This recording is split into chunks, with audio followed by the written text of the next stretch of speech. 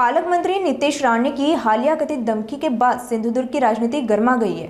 उद्धव ठाकरे गुट के पूर्व सांसद विनायक राउत ने आरोप लगाया कि वेंगुर्ला और नारायण राणे की गुंडागर्दी एक ही समीकरण है और राणे परिवार के संरक्षण में वेंगुर्ला में ऐसी गतिविधियां चलती हैं। उन्होंने चुनाव आयोग से नीतीश राणे पर कार्रवाई की मांग करने की बात कही।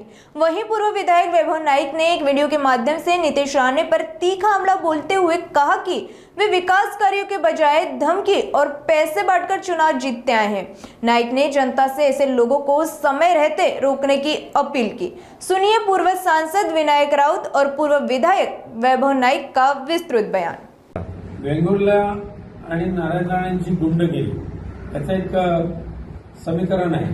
प्रत्येक निवडणुकीमध्ये नारायण राणे पुरस्कृत गुंडगिरी ही वेंगुर्ल्यामध्ये केली जाते आणि म्हणूनच त्याच्याच पार्श्वभूमीवर त्यांनी धमकी दिलेली असेल त्याची माहिती आम्ही नक्की घेऊ।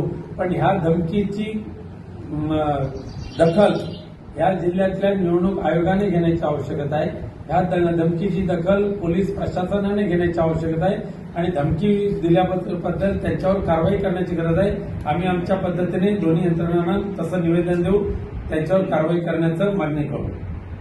आजच्या पालकमंत्री नितेश राणे यांच्या भूमिकेवरून असं स्पष्ट झालेलं आहे की हे विकास काम करत नाहीत, नेहमीच दमदाटी आणि पैशाचा वापर करून निवडणुका वारंवार जिंकण्याचा प्रयत्न करत असतात। आज रवींद्र चव्हाण त्यांच्यावर नसल्यामुळे पैशाची त्यांची व्याप्ती कमी झाली आहे, परंतु आता धमकीचं, मागे घेण्याचं, तक्रार करण्याचं हे आता त्यांनी ओळखलं आहे।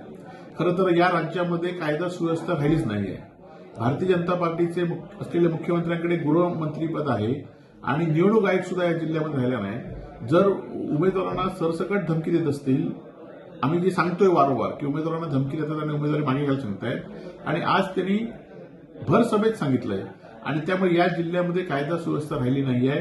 माझं एकदा इथल्या जिल्ह्यातल्या जनतेला आव्हान आहे की तुम्ही या ठिकाणी या लोकांना वेळीच आवरा, तुम्ही स्वाभिमान असलेल्या उमेदवारांना मतदान करा, तरच या जिल्ह्यामध्ये शांतता राहील, जिल्ह्यामध्ये विकास होईल, नाहीतर या जिल्ह्यामध्ये अशांतता माजेल।